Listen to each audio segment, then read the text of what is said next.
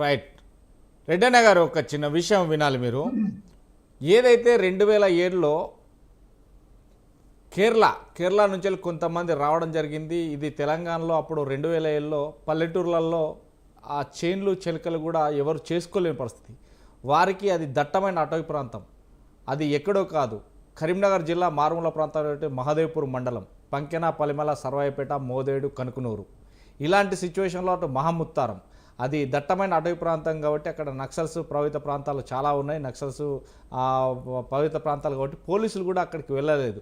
కానీ అక్కడికి చేరుకున్నటువంటి కొంతమంది స్మగ్లర్లు అక్కడ వారి రైతులకు డబ్బులు ఇచ్చి గంజాయి ఒక ఏదైతే మనం ప్లాంట్లలో పెంచుతామో మొక్కలు అలా అలా పెంచి అక్కడ ఏదైతే పక్కనే ఉన్నట్టు వాగులు కావచ్చు, గోదావరి ప్రముఖ ప్రాంతాల లోపల అటు మహారాష్ట్ర ఇటు తెలంగాణ ఈ రాష్ట్రాల సరిహద్దులలో పెంచడం జరుగుతుంది. మొత్తం తెలంగాణ రాష్ట్ర సరిహద్దు, దానికి సంబంధించి తెలంగాణ రాష్ట్రానికి సంబంధం.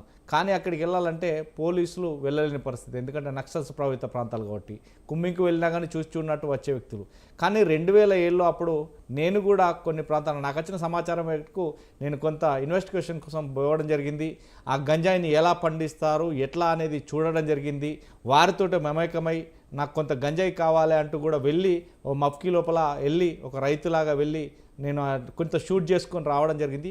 అది సెన్సేషనల్ న్యూస్గా 2007లో దాన్ని కొడితే ఇక్కడ ఫారెస్ట్ అధికారులు, ఎన్ఫోర్స్మెంట్ డిపార్ట్మెంట్ హైదరాబాద్ నుంచి వెళ్ళి పోలీస్ సహకారంతో అంటే కరీంనగర్ ఎస్పీ గారికి ఫోన్ చేసి పోలీస్ సహకారంతో వస్తే 3600 ఎకరాలు ధ్వంసం చేయడం జరిగింది. అప్పుడు ఆ గంజాయిలో అప్పటి వరకు కూడా గంజాయి గురించి మనకు తెలియదు. అంతే దాంట్లో 4 రకాల గంజాయి ఉంటారట, శీలావతి వగేరా వగేరా వగేరా అని. అంటే నెంబర్ వన్ గంజాయిని మాత్రం అక్కడ పండించి వాళ్ళు ఏదైతే టీ పౌడర్ ప్యాకెట్లలో తీసుకువెళ్ళడం జరుగుతుంది అన్నట్టు అదంతా కూడా తీసుకురావడం జరిగింది. ప్యాకింగ్ అంటే గంజాయి పెట్టిన కాంచెలు మొదలుకుంటే ఎండయ్యే వరకు కూడా, అంటే ఎండయ్యే వరకు తీస్తే బంక వస్తుంది. అంటే దాన్నే కొంత సంథింగ్ అంటారు, అంటే ఒక తులంలాగా అంటే ఒక గ్రామ్ లాగా అమ్మితే కొన్ని వేల రూపాయలు వస్తాయి అనేది అన్న.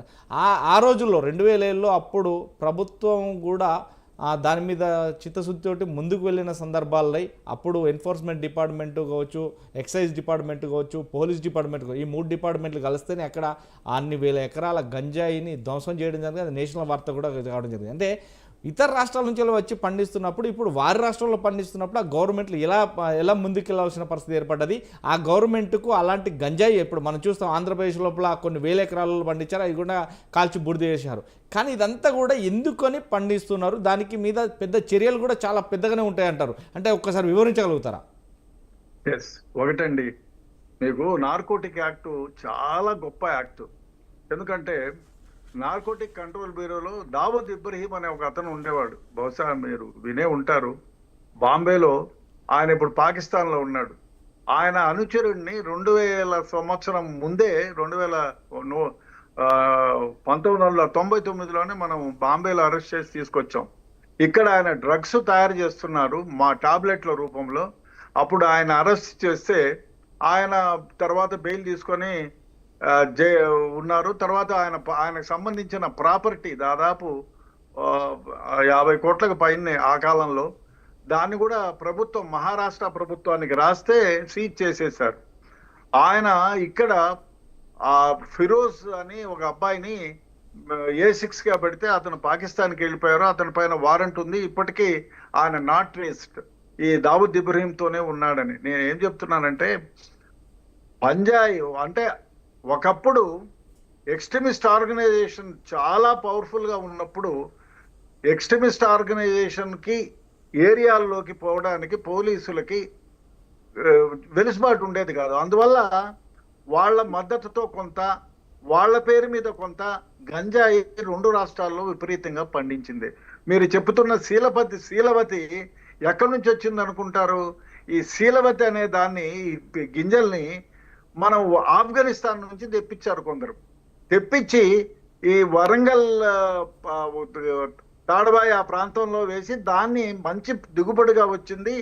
అందువల్ల దీన్ని అన్ని రాష్ట్రాల వాళ్ళు పంచుకున్నారు, ఇంక్లూడింగ్ కేరళ. ఆ విధంగా మన గంజాయిని పండించడం మొదలుపెట్టినారు, చాలా డిస్ట్రాయ్ చేశారు, అంతా అయింది. మన మన దగ్గర గంజాయిని ఆపు చేయాలంటే ఏం చేయాల, ఇది ముఖ్యం. ఇవి ఎందుకంటే మీరే ఉన్నారు, నేనే ఉన్నాను. ఈ రాష్ట్రంలో ఎక్కడ గంజాయి కానీ నార్కోటిక్ డ్రగ్ కానీ తాగని వాడు ఉంటే మీరు తెచ్చుకొని ఓపియం కానీ ఎపిడ్రిన్ కానీ సూడా ఎపిడ్రిన్ కానీ ఏం చేస్తారు, కొకైన్ కానీ ఏం చేస్తారు? మీరే నేను కొనుక్కొచ్చాం 1000 కోట్లది.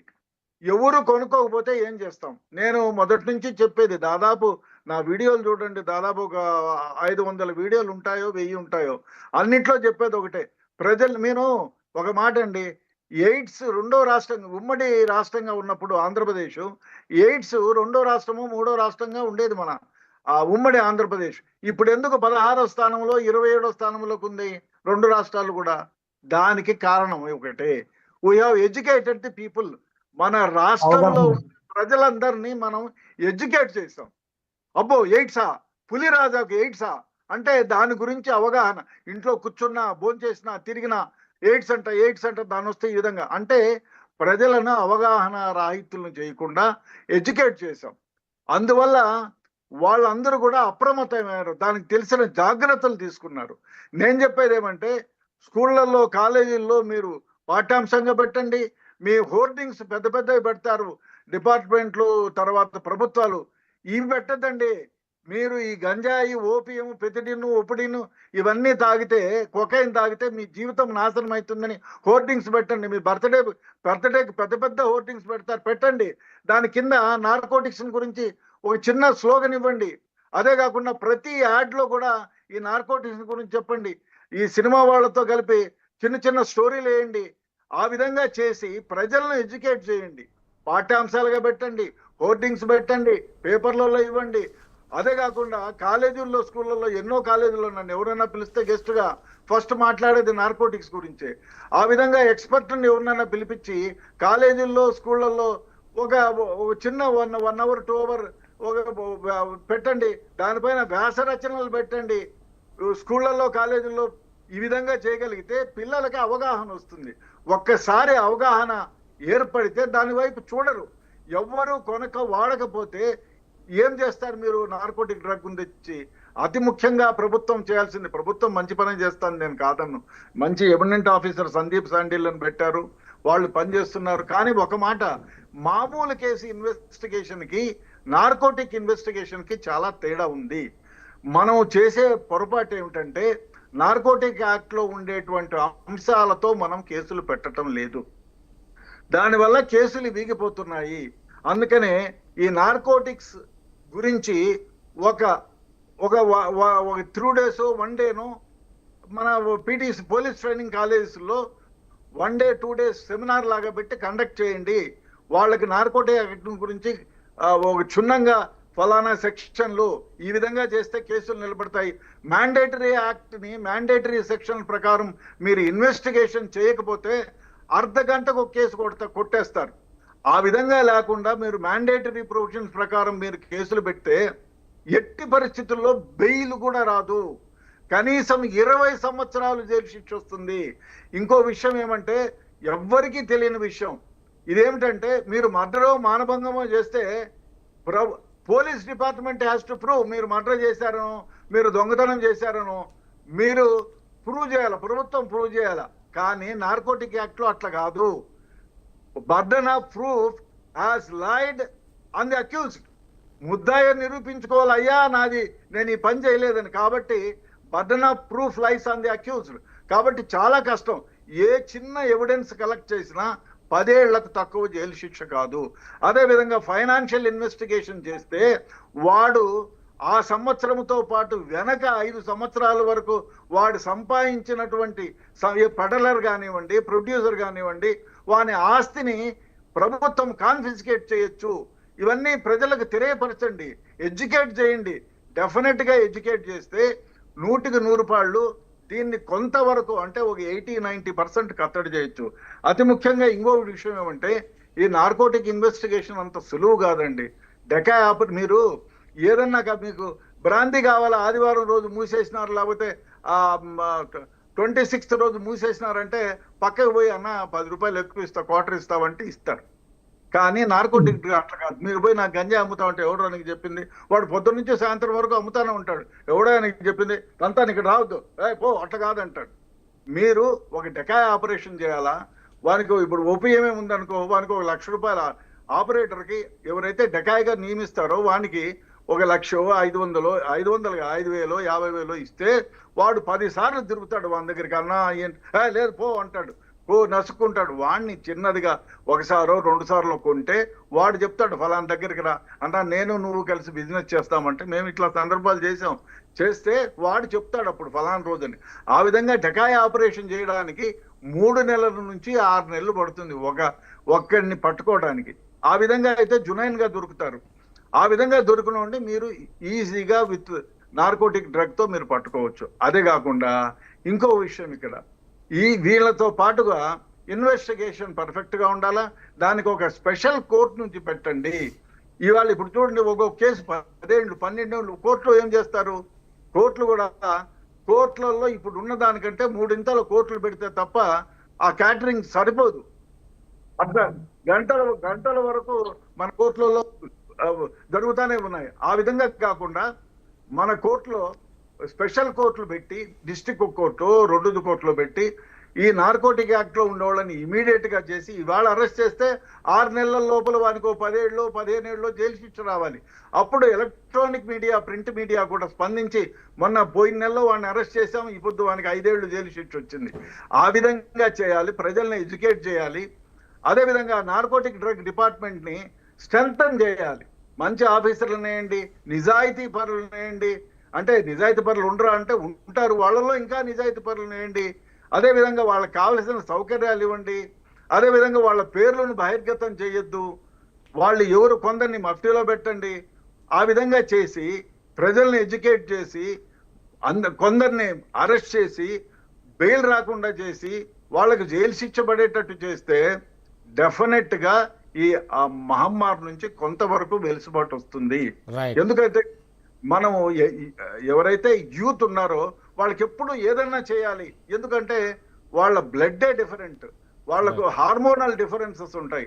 కాబట్టి వాళ్ళని ఎడ్యుకేట్ చేయాల్సింది ప్రభుత్వాలు, స్కూళ్ళు, కాలేజెస్, తల్లిదండ్రులు అందరూ చేసి కలిసికట్టుగా చెప్తే వాడి మైండ్లోకి వెళ్ళాలి. అరే ఎవరన్నా ఫ్రీగా నార్కోటిక్స్ ఇస్తామన్న బుద్ధి లేదు పోరా అనే స్టేజ్కి తీసుకురాగలిగితే డెఫినెట్గా ఈ మహమ్మారి నుంచి ప్రజలని, యూత్ని కాపాడగలుగుతాం. నిజం చెప్తే మిత్రులు అంతా అనుకుంటారు కానీ నాకు తెలిసి నా దగ్గర కౌన్సిలింగ్ వచ్చేవాళ్ళు చాలా మంది ఉన్నారు.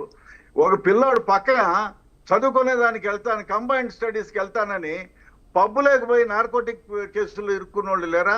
నార్కోటిక్ డ్రగ్స్కి అలవాటు పడిన వాళ్ళు లేరా? ఈ తప్పు ఎవరిదంటారు? తల్లిదండ్రులది కాదా?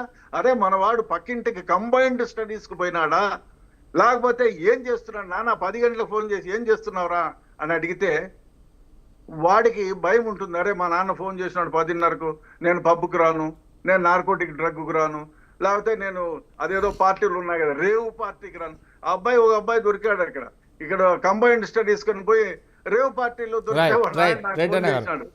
ఏం చేద్దాం? ఈ విధంగా చేయగలిగితే డెఫినెట్ గా కట్టడి చేయగలుగుతాం. వేణుగోపాల్ గారు, డ్రగ్ రహిత రాష్ట్రంగా తెలంగాణ తీర్చిద్దామని సీఎం రేవంత్ రెడ్డి కూడా చెప్పడం జరుగుతుంది. కానీ కాకుంటే ఇది పాఠ్య పుస్తకాలలో కూడా ఉండాలంటూ కూడా రెడ్డన్న గారు కూడా చెప్తున్నారు. దీన్ని ఎలా చూడొచ్చు అంటారు? అంటే ఒక సామాన్యమైన వ్యక్తి, అంటే తల్లిదండ్రులకు తెలియకుండానే తాను స్కూళ్ళల్లో కావచ్చు, లేదంటే కాలేజీలలో కావచ్చు, లేదంటే వెళ్ళిన తర్వాత హాస్టల్లో కావచ్చు, లేదంటే ఫ్రెండ్స్తో ఉన్న రూములలో కావచ్చు, ఇలాంటి వ్యసనానికి బానిసయ్యే విద్యార్థులకు పైన చేయాలంటే ఎలాంటి పాఠ్య పుస్తకాలలో దీన్ని చేర్చాలంటారు? ఇప్పుడు మామూలుగా రెడ్డన్న గారు చెప్పినటువంటి సందర్భాలు కొన్ని విషయాలు అయితే, ముందుగా పోలీస్ పవర్స్ పెంచాలి.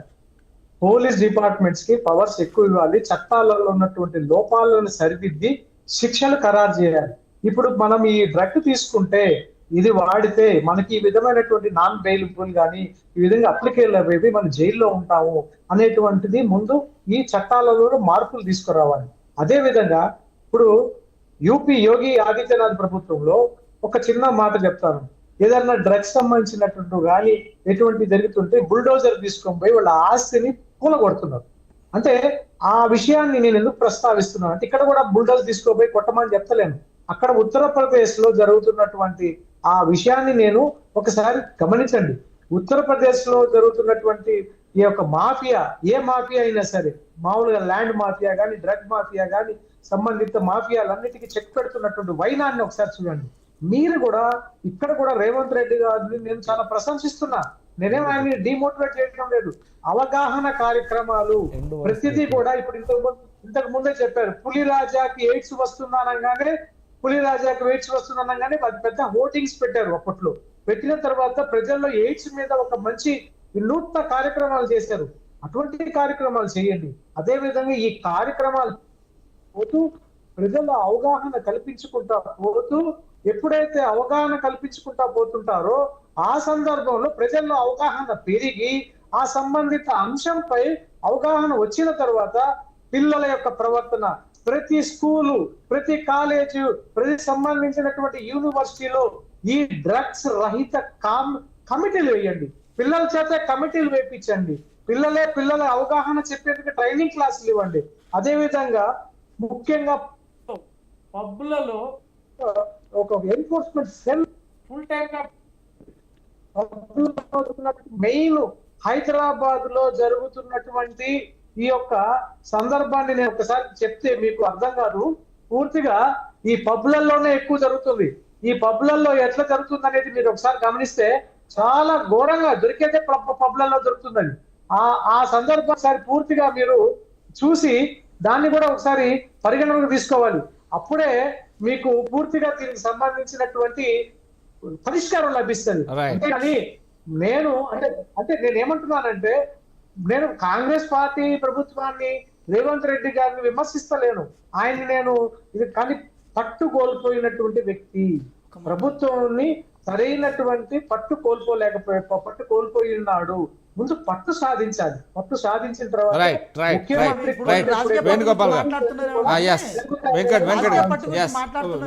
రాజకీయ పట్టు విషయంలో కానీ, అడ్మినిస్ట్రేటివ్ పట్టు విషయంలో కానీ రేవంత్ రెడ్డి గారు ఆ విషయంలో ఘనుడనే చెప్పాలి. నేను ఏమంటున్నా అంటే, ఒక మాట మీరు అర్థం చేసుకునే ప్రయత్నం చేయండి. సినిమా ఇండస్ట్రీలో ఉన్న సెలబ్రిటీలను ఇలాంటి విషయాల్లో మార్కెటింగ్గా తీసుకెళ్ళి ఇలాంటి విషయాల్లో ప్రచారాలుగా కనుక వాడుకునే ప్రయత్నం కనుక మనం చేస్తే 100% సక్సీడ్ అవుతాం. ఎందుకంటే వాళ్ళ ఫాలోవర్స్ కొన్ని లక్షల మందిలో ఉంటారు కాబట్టి. కానీ ఆ సినిమా వాళ్ళను పార్టీలో చేర్చుకొని వాళ్ళకు రాజకీయంగా బ్రాండ్ అంబాసిడర్లు చేసే ప్రయత్నం బీజేపీ లాగా కాంగ్రెస్ పార్టీ చేయదలుతుంది. నేను రాజకీయం మాట్లాడదలుచుకోలేదు సార్, కానీ స్పష్టంగా ఒక మాట చెప్పైతే ప్రయత్నం చేస్తున్నా సార్. ఇందాక రెడ్డన్న సార్ చెప్పిన లెక్క ప్రకారం లేదు సార్, తెలుసు సార్ తమిళనాడులో ఏ సినిమా ఇండస్ట్రీలో ఉన్న పెద్దవాళ్ళని తీసుకొని మీరు రాజకీయంగా ప్రచారం చేసుకుంటున్నారో, ఆంధ్రప్రదేశ్లో ఏం చేస్తారో, తెలంగాణ ఏం చేస్తున్నారో అదంతా తెలుసా? సినిమా వాళ్ళని మత ప్రచారం కోసమో, ఏది మైథాలజికల్ సంబంధించిన అంశాలను ప్రచారం చేసుకోవడం కోసమో, బీజేపీని ప్రచారం చేసుకోవడం కోసమో మీరు వాడుకుంటారు. కానీ మేము అట్లా వాడుకోము. మా పార్టీ ప్రచారకులుగా వాళ్ళని మేము వాడుకునే ప్రయత్నం మేము చేయము. మేము 100% ఈ తెలంగాణ రాష్ట్రంలో ఉన్న యువతను, ఏది వాళ్ళ భవిష్యత్తును ఒక ప్రాపర్ వేలో పెట్టడం కోసం సినిమా ఇండస్ట్రీలో ఉన్న పెద్దవాళ్లను 100% ప్రభుత్వం వాడుకుంటుంది. వాళ్ళ మ్యూచువల్ కోఆపరేషన్తోనే ముందుకెళ్తుంది. ఏ సినిమా అయినా రిలీజ్ అయ్యే కంటే ముందు వాళ్ళ యొక్క కాంట్రిబ్యూషన్, ఈ డ్రగ్ ఫ్రీ స్టేట్ విషయంలో వాళ్ళ కాంట్రిబ్యూషన్ 100% ఉండాల్సిందే. అదేవిధంగా పెద్ద సార్ రెడ్డన్న గారు చెప్పిన లెక్క ప్రకారం ఎయిడ్స్ని కంట్రోల్ చేయడం కోసం పాఠాల్లో ఆ పాఠ్యాంశాలలో అంశాలను ఎట్లా పెనిట్రేట్ చేసినామో ఈ అంశాలను కూడా పెనిట్రేట్ చేసే విషయంలో మేము కూడా యువతగా, కాంగ్రెస్ పార్టీ కార్యకర్తలుగా, నాయకులుగా మేము కూడా కాంగ్రెస్ పార్టీకి రిప్రజెంటేషన్ ఇచ్చే విషయంలో, ప్రభుత్వాన్ని రిప్రజెంటేషన్ విషయంలో మేము ముందుంటాం సార్. 100% మీరు చెప్పిన అంశం ఏదైతే ఉందో అది మీ అనుభవంతో చెప్పారు. మీ అనుభవంతో చెప్పిన అంశాన్ని కన్సల్ట్గా తీసుకొని భవిష్యత్ తరాల్లో యువత పక్కదారి పట్టకుండా ఇది పాఠాల రూపంలో కనుక వాళ్ళు నేర్చుకోగలిగితే, ఒక క్వశ్చన్ అయినా డ్రగ్ అనే అంశం మీద ఒక క్వశ్చన్ వచ్చినా కూడా వాళ్ళు మంచిగా నేర్చుకుని ముందుకు వెళ్ళడానికి అవకాశం ఉంటుంది. కాబట్టి రాజకీయాలకు అతీతంగా మీలాంటి పెద్దవాళ్ళు ఈ విషయాల్లో చాలామందికి ఇంకా మోటివేషన్ చేయాలి. గవర్నమెంట్ కూడా చాలా ఇండికేషన్స్ ఇవ్వాలి, చాలా సలహాలు ఇవ్వాలి. మీ సలహాలను, మీ సూచనలను తీసుకోవడం కోసం గౌరవ ముఖ్యమంత్రి గారు రేవంత్ రెడ్డి గారి అధ్యక్షతన ఈ ప్రభుత్వం ఎప్పటికీ సిద్ధంగా ఉంటుంది సార్. మేమైతే ఈ విషయాలను ఎక్కడ రాజకీయాల